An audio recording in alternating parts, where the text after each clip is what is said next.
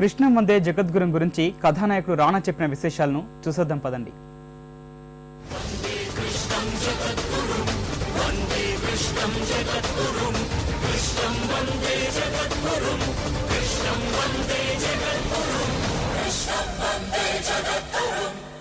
నటవారసత్వాన్ని పుణికిపుచ్చుకొని తాతకు తగిన మనోడు అనిపించుకుంటున్నాడు దగ్గుబాటి రాణా.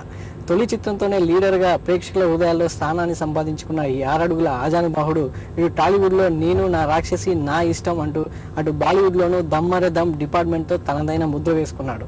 ఇప్పుడు తాజాగా కృష్ణం వందే జగద్గురుంలో బీటెక్ బాబుగా అలరించబోతున్నాడు. ఆ బీటెక్ బాబు మనతో పాటు ఉన్నారు. ఆయన అడిగి కృష్ణం వందే జగద్గురుకు సంబంధించినటువంటి విషయాలు తెలుసుకుందాం. Hi sir.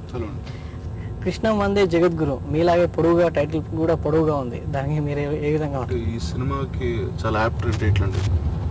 అంటే కృష్ణం వందే జగద్గురు అనేది ఈ సినిమాలో నేను ఒక సురభి నాటకాల ఆర్టిస్ట్. సో కృష్ణం వందే జగద్గురు అనేది ఒక ఫైనల్ ప్లేట్ నేను చేసేది. అండ్ దాని మీనింగ్ వచ్చి కృష్ణ ఇస్ ద డివైన్ అన్న సెన్స్. సో దశావతారాలు వేసే రూపకల్పనలో that's the final thing. And that's the essence and that's the soul of this film.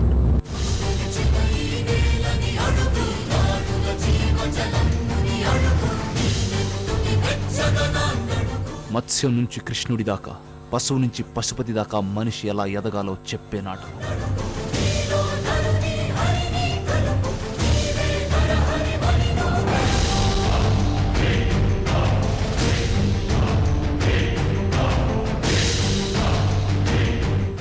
అది కళ, నిద్రలో కనేది ఇది కళ, నిద్ర లేపే.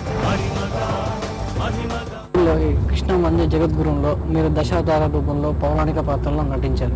దానికోసం మీరు ఏమైనా హోంవర్క్, స్పెషల్గా హోంవర్క్ ఏమైనా చేశారా? ఒకటండి, నాకు ఎప్పుడు అంటే always been very literature reader అండి for very long time, almost last 10 years. So అందులో there many versions of the Mahabharat నేను చదివింది, లేకపోతే lots of other literary works అండి. అండ్ సో అలాంటి ఒక పీస్ ఎప్పుడు చేద్దామని ఒక ఆశ అయితే ఉండేది నాకు. అండ్ ఈ సినిమాలో అది సాధ్యం ఏంటంటే టాలీవుడ్లోను ఇటు బాలీవుడ్లోను ఒకేసారి మీరు కథానాయకుడిగా నటించి ప్రేక్షకులు మెప్పించేందుకు ప్రయత్నం చేశారు. దీనికి మీరు ఎలా ఫీల్ అవుతున్నారు? ఒకటండి, నేను మెడ్రాస్లో పుట్టాను, తర్వాత హైదరాబాద్లో పెరిగాను. సో నాకు 3 తెలుగు, హిందీ, తమిళ 3 భాషలు వచ్చాను. నేను చిన్న వయసు నుంచి 3 సినిమాలు చూస్తూనే ఉన్నాను.